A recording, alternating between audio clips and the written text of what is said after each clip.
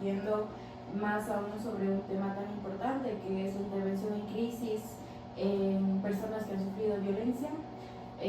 Me gustaría empezar presentándonos. Somos estudiantes de la Universidad Católica de Cuenca, de la carrera de Psicología Clínica. Mi nombre es Analia Flores y mi compañera Camila Cedeño. Y me gustaría que empecemos primero presentando. Mi nombre es el psicólogo clínico Bueno Calle, soy magíster en psicoterapia de tercera generación, donde se enfoca, por ejemplo, MDR, que es una de las terapias que yo ocupo bastante porque son justamente para intervención en crisis y tratamiento de crisis en general, y también de traumas.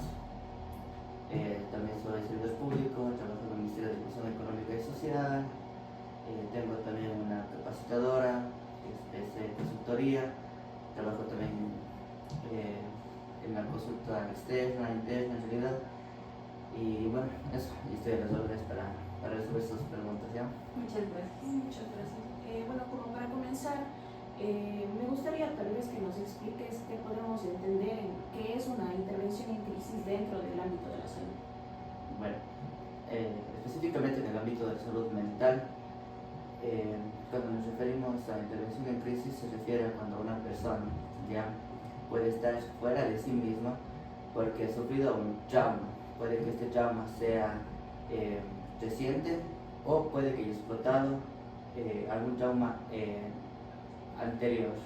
Como les he explicado fuera de cámaras, existen casos en los cuales, sobre todo en niños y mujeres, que en el inconsciente se esconden este tipo de cosas y las personas no significan en ese momento, pero llegado a una edad donde la sexualidad ya se empieza a acompañar de varios factores que no estaban dentro de lo que es la etapa de la niñez, se significa aquello, y ahí es donde explotan las crisis. ¿Por qué? Porque en las infancias puede que los niños no sepan lo que están pasando, puede que se toque, un tocamiento, abuso sexual o violación, en realidad, que son cosas muy distintas la una de la otra. No es lo mismo abuso sexual que violación en realidad. Los niños puede que lo tomen como un juego, ¿sí? Como que actos tal vez de amor, de cariño, de mi tío me quiere, mi papá me quiere, cualquier persona me quiere, ¿no? Es decir, no significan como lo que está pasando, sí. Entonces, ¿qué pasa? Que llega una etapa en la que el cerebro ya está modificado a lo que realmente es. ¿Por qué? Porque tuvo vivencias, porque lleva conociendo el entorno, porque ya está viendo lo que es en realidad la violencia, ¿no? Entonces, ¿qué pasa? Llega un punto en el que la mente simplemente explota y la persona significa. Entonces, ¿qué pasa? Eso significa más bien.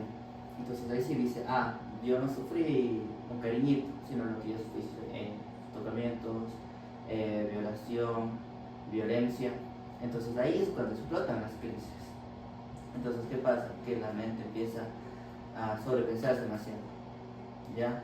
El cuerpo no se oxigena como debería, y justamente ahí es donde explotan las crisis, ¿ya?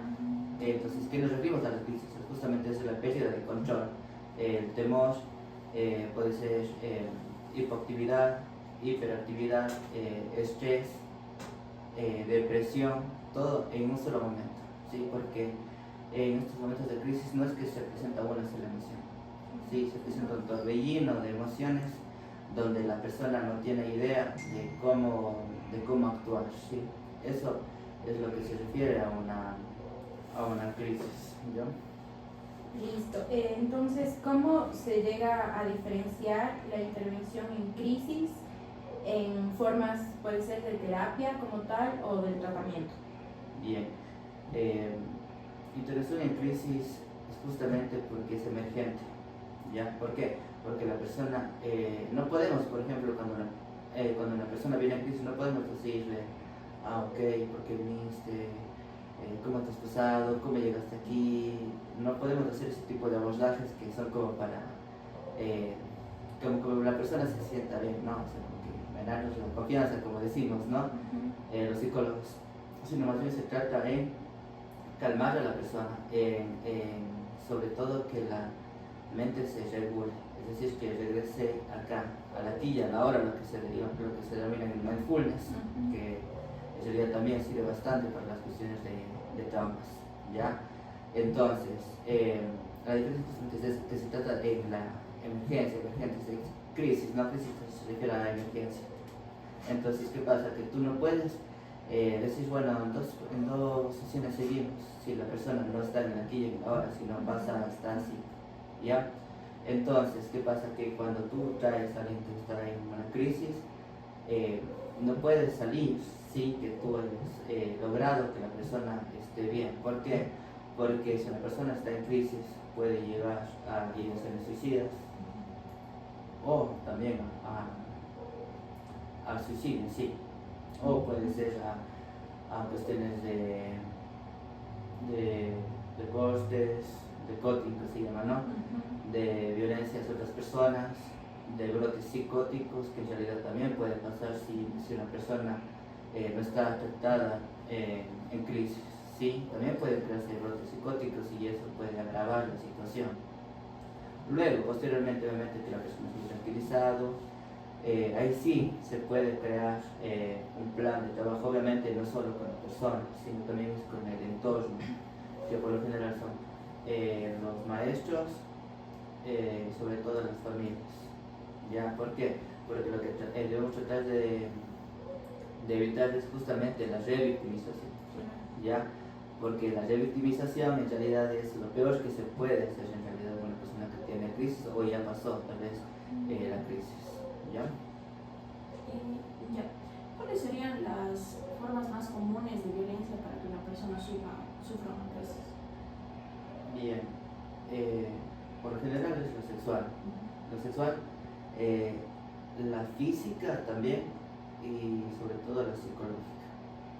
Es decir, una persona que se mantiene en un entorno violento, donde, por ejemplo, yo que trabajo en las áreas rurales, lo que más se ve justamente es esto, de que la mujer normaliza que el hombre es borracho, que lo golpee, que la abuse sexualmente, pero justamente llega a un límite en el cual la persona ya no puede más, ya está, o sea, como que está agotado psicológicamente, que explota y sí tiene crisis, ¿ya?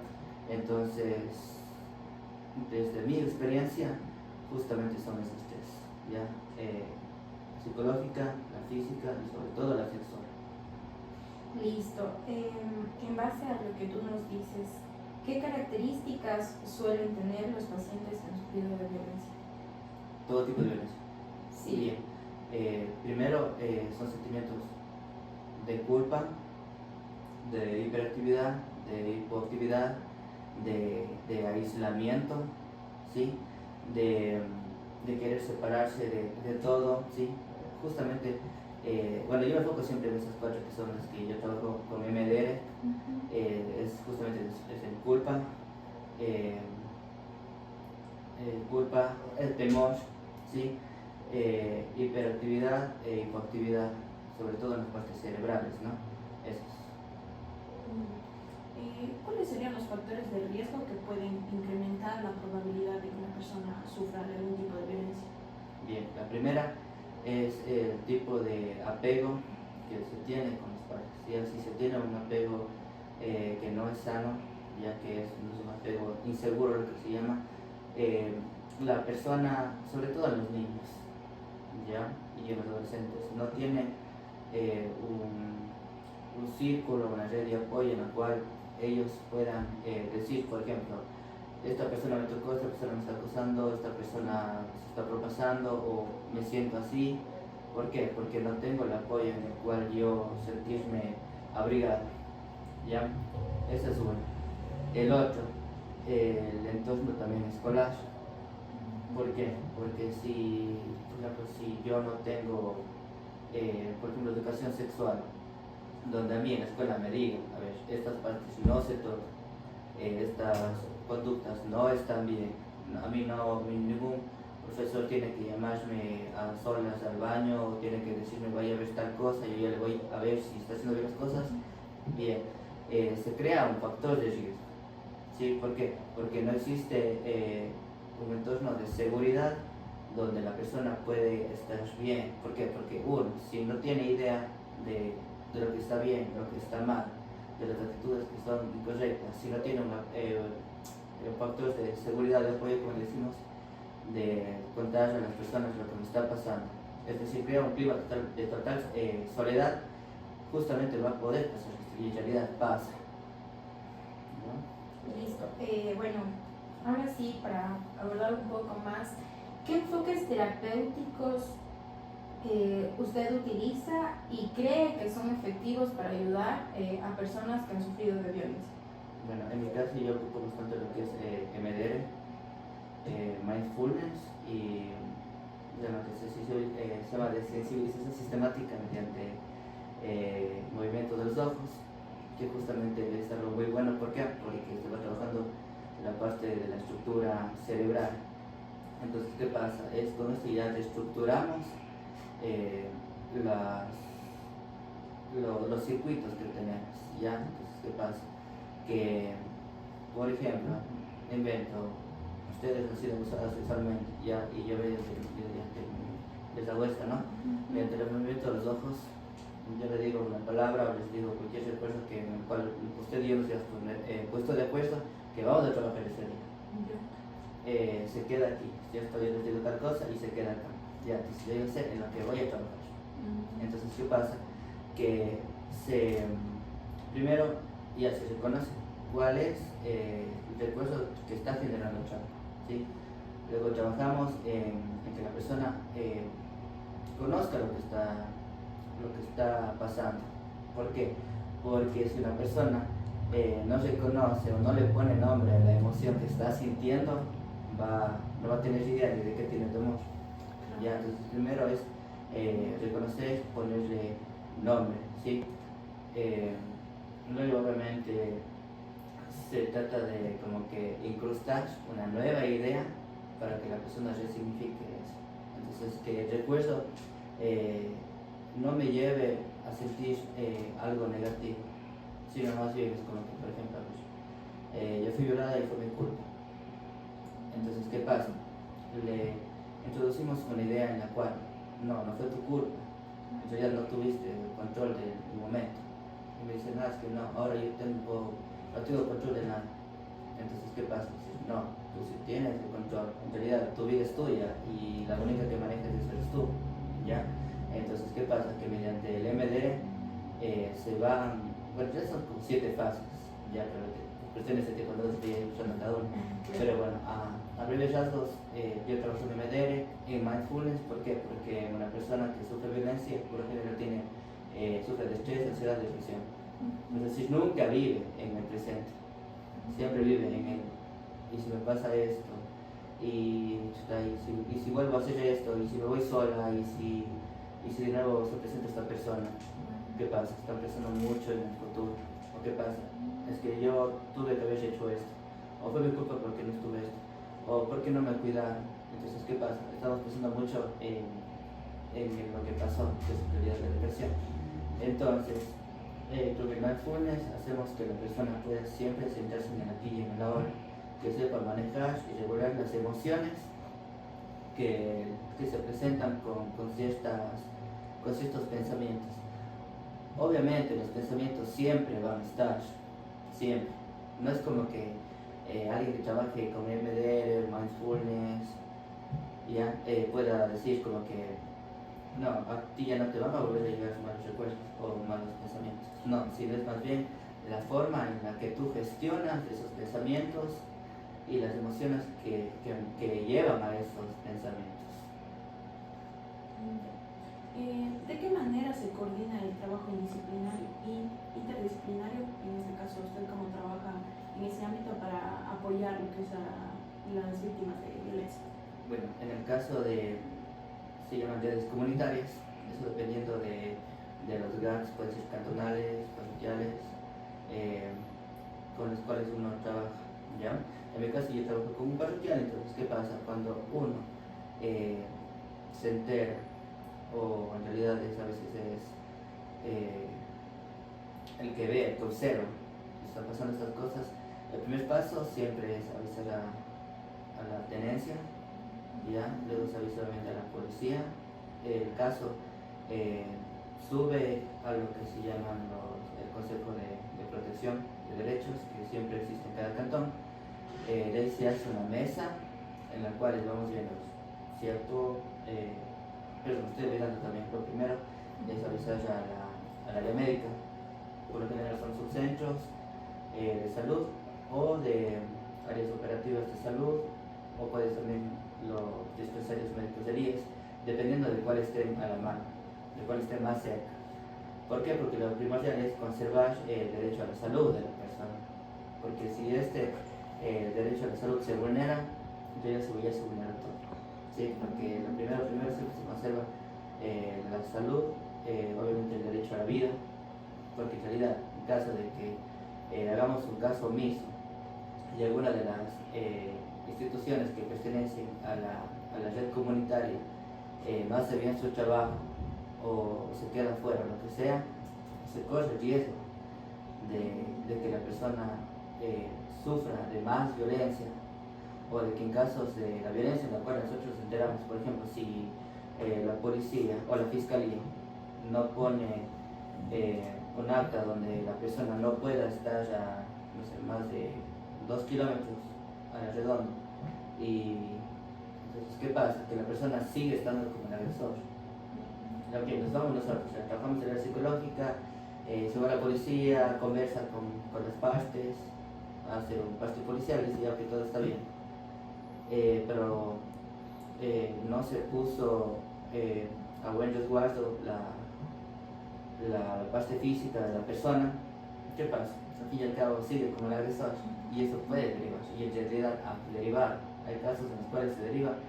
Muestra por qué, porque la fiscalía, la policía, los médicos, los psicólogos, los promotores sociales no hicieron bien su trabajo, y justamente es lo que pasa esto. Entonces, por eso es que justamente las coordinaciones interinstitucionales son primordiales en el trabajo del área social y sobre todo del manejo de las violencias. Listo. ¿Qué estrategias se pueden implementar para poder ayudar a estas personas a desarrollar habilidades de afrontamiento? Bien, primero trabajando en el área emocional, es decir, trabajando en las áreas de fobias, en el área de las emociones, es decir, cómo gestiono yo las emociones, en el área de la culpa, en el área del miedo, en el área de la ira y en el área del control o del autocontrol. Es decir, ¿por qué? Porque cuando la persona sufre de violencia, sí, se va a sentir tantas ideas de, me pasó esto, ¿no es cierto? Va a sentir lo que comentábamos, ¿no? La pérdida de control, de que yo ya no puedo controlar las mismas, yo ya no puedo controlar las emociones, yo no puedo controlar las situaciones que me rodean, yo no puedo controlar cómo yo me manejo con las demás personas.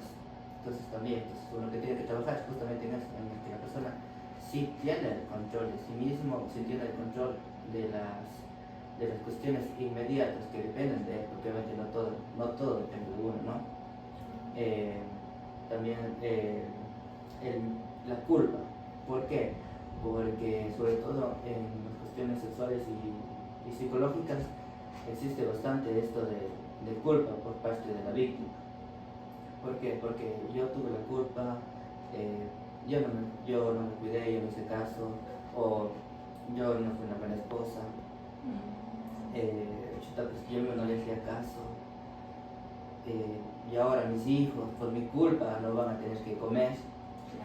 Entonces justamente tratamos también la parte de la culpa, ¿sí? Y sobre todo lo que dice la gestión de las emociones.